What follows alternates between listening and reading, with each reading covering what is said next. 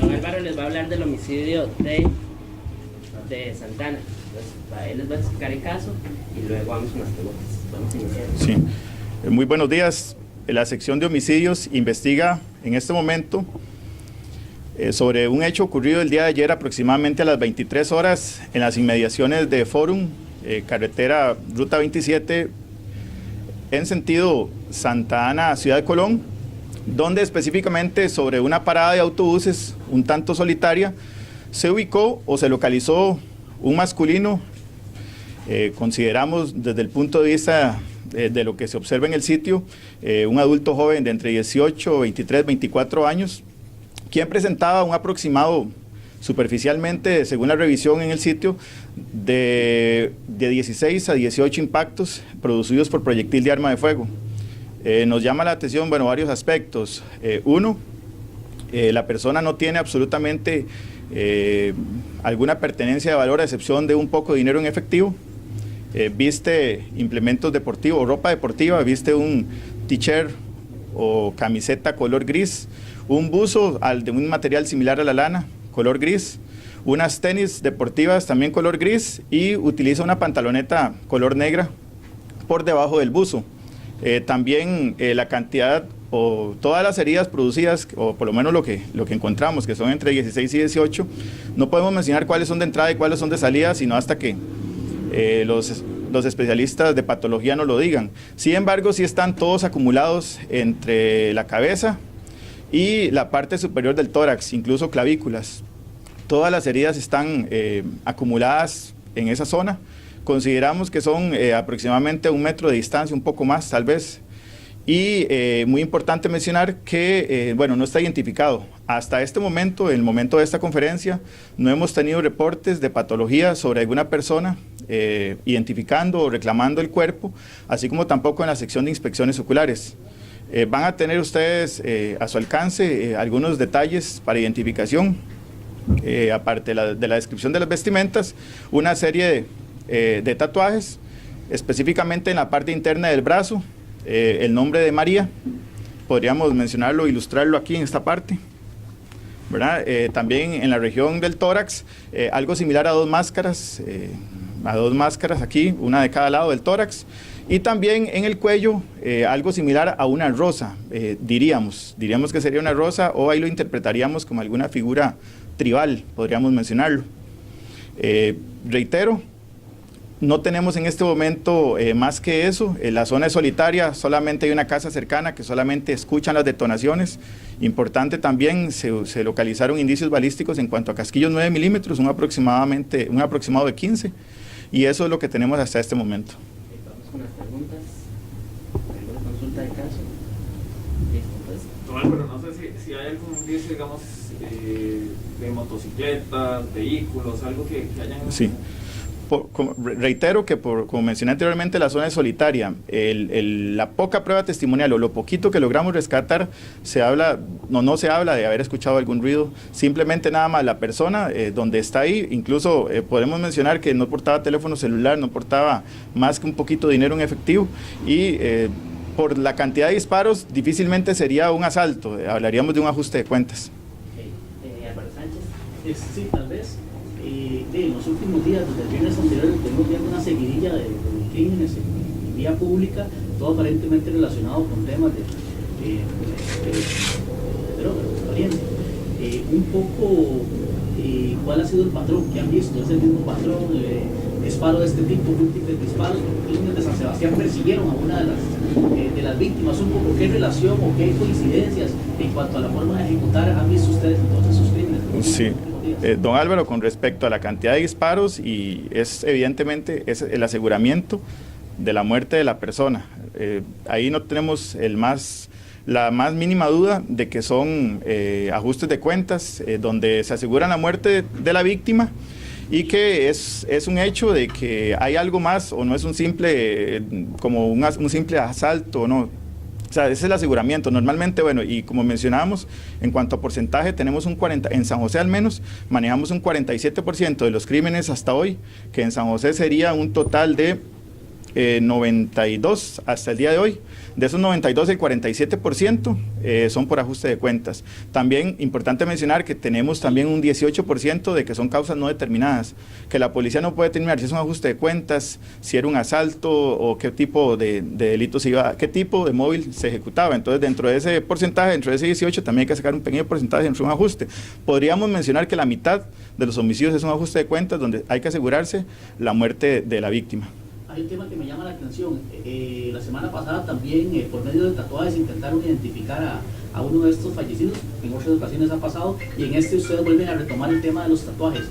¿Qué tan coincidente es la desaparición de personas con cuerpos que posteriormente aparecen en ciertos sitios? Digamos, manejan mucho ustedes esa tendencia de que tienen personas desaparecidas y en un momento aparecen los cuerpos en algún lugar. Sí. Un poco cómo se maneja. Sí. Bueno, en asocio con la sección de delitos varios, nosotros investigamos o ejecutamos acciones conjuntas para determinar lo que pasa. El problema con este tipo de personas, o son ajustes de cuentas por drogas, casi nunca hay denuncia por desaparición.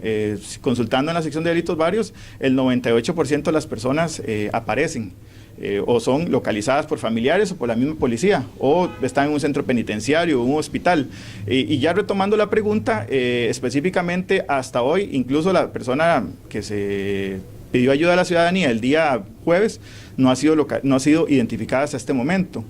Nosotros revisamos en nuestra base de datos tatuajes por medio de nuestro expediente criminal único, revisamos también otras cuestiones más específicas, porque incluso tenemos contacto con otras policías para por medio de esos tatuajes identificarlas. Sin embargo, cuando es por ajuste de cuentas por drogas, normalmente estas personas no tienen arraigo familiar, viven solas o bien con grupos o con pequeñas células criminales que no ponen denuncia por desaparición.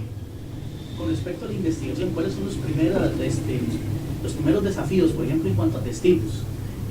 ¿Topan ahí ustedes con la primera pared al momento de tratar de solucionar o esclarecer un caso de estos de venganza, digamos? ¿Se quitan los testigos por temor un poco? Que nos cuente un poco al respecto. Sí, bueno, es común y muy común que la primera fase de la investigación de un homicidio es la más importante. ¿Por qué? Porque en ese momento mismos familiares de víctimas se encuentran, podríamos decir, dolidos y motivados a ayudar. Comúnmente, conforme ha pasado el tiempo y de los años para acá, hemos visto la disminución, evidentemente, de la facilidad para que una persona participe en un proceso penal, a pesar de que el sistema penal nos puede dar algún tipo de ayuda como protección de víctimas y testigos. Es evidente que existe un temor y ese es el principal obstáculo de la policía judicial, que las personas comúnmente o muchas veces declaran en la primera instancia y posteriormente es difícil localizarlas para posteriores eventuales juicios. Es uno de los principales. De ahí que nosotros tenemos que reinventarnos, tenemos que trabajar con material, con videos, con audios, con otro tipo de pericia, hacer un poco, hemos avanzado mucho en la especialización en la escena del crimen. Tenemos especialistas en la escena del crimen que trabajan más a fondo la escena. ¿Por qué? Porque la prueba testimonial, conforme avanza el tiempo, es más escasa. Por situaciones como ajustes de cuentas, evidentemente ninguna persona teme por su vida, ¿verdad? Y teme por la vida de sus familiares también, no solo por la de ellos. Mi última pregunta, ya con respecto a los temas que nunca logran esclarecer, por ejemplo, la sección de homicidios, por diferentes razones, ¿tienen algún porcentaje ustedes de casos que nunca se han podido esclarecer, no sé, en el último año, qué sé yo? Sí. Si hablamos ya de porcentajes, en este momento, hasta hoy, en el primer semestre, tenemos un aproximado del 39% de los homicidios aún no resueltos que se mantienen en investigación por ser de este primer semestre. Si hablamos del año pasado, hablamos de un 43-44% que aún se mantienen en investigación. Normalmente son los casos complejos, algunos que se encajan dentro del ajuste de cuentas. Obviamente cada agente del OIJ, de la sección de homicidios, maneja no sé cuántos casos de homicidio investigan a la vez, por ejemplo.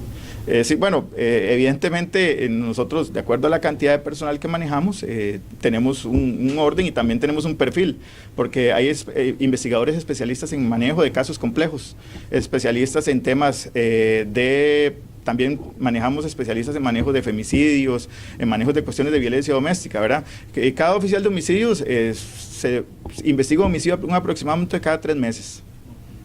¿Qué pasamos con Esteban de Canal 32? Don Álvaro, quizás precisamente sobre lo que decía también Álvaro, el sector de Entre Ríos recientemente pues ha habido gran cantidad de baleados y de igual manera personas fallecidas a causa de ajusticiamientos, quizás hablar en relación a las investigaciones o al tema de la operatividad en el lugar. Perdón, Entre Ríos no atienden la OJ. Sí, sí podríamos mencionar que está dentro del gran área metropolitana. Tal vez para ajustar un poquito la pregunta, bastante casos de acá se relacionan con casos de Tres Ríos y viceversa, ¿verdad? Por la cercanía con el gran área metropolitana. Tenemos ahí ciertos grupos de extranjeros, no puedo mencionar la nacionalidad por cuestiones básicas, ¿verdad? Viven en esa zona, tienen mucha facilidad. También ahí es un poco más barato que vivir en San José, ¿verdad? Y tienen más facilidades. Urbanísticamente Tres Ríos se está desarrollando. Bastantes personas van a vivir ahí, principalmente mucho extranjero. Hernán. Sí, don Álvaro, con eso que mencionaba usted de los tatuajes, en este caso de los que se han relacionado con ajustes de cuentas, por lo menos que ya tienen, digamos, la causa establecida, ¿han logrado identificar si hay algún tatuaje específico que sea un factor común? Don Hernán, no, eso es muy aleatorio. Comúnmente, bueno, el caso de hoy, el nombre de María debe ser algún familiar, algún hijo, mamá, esposa, ¿verdad? Pero no hay un factor común. No hay un factor común, todos los tatuajes son muy diferentes, incluso la base de datos nuestra de tatuajes del archivo criminal es muy variada. Hablamos de miles y miles de tatuajes, ¿verdad? En el momento no se puede hablar, digamos, de que alguna de estos grupos que ya ustedes tienen identificados esté, digamos, como caracterizando por utilizar una marquita. Sí, bueno, como para mencionar, digamos, para ponerlo a dimensión de Centroamérica, como para decir que se identifiquen como que los rivales de la Mara 13 contra los rivales de la Mara 18 y matan de la Mara 18, no lo hemos establecido así, no señor. Don Álvaro, de los casquillos que se encontraron, ¿todos eran de una misma arma o diferentes? Son del mismo calibre. ¿Qué calibre es? 9 milímetros. Finalizamos con Adrián. Don Álvaro, usted nos hablaba que lo único que encontraron fue una cantidad de dinero que él portaba. No sé si tendrá el monto estimado. Un aproximado de 30,000 colones. Es poco, colones. sí. ¿Qué se podría, yo sé que se adelanta hace mucho, pero ¿qué se podría presumir dado lo que ustedes encontraron? Que él andaba ropa deportiva, andaba una pantaloneta abajo del buzo, no tenía otras pertenencias más que esto. Bueno, nosotros presumimos, él no portaba, para hablar un poco más claro, él no portaba aparato celular, ¿verdad? Evidentemente las personas que lo llevaron ahí, o si fue que lo llegaron a justicia, se aseguraron de que no hubiera alguna conexión entre ambos, entre víctima y victimario. Solamente le dejaron el dinero, no les interesaba prácticamente.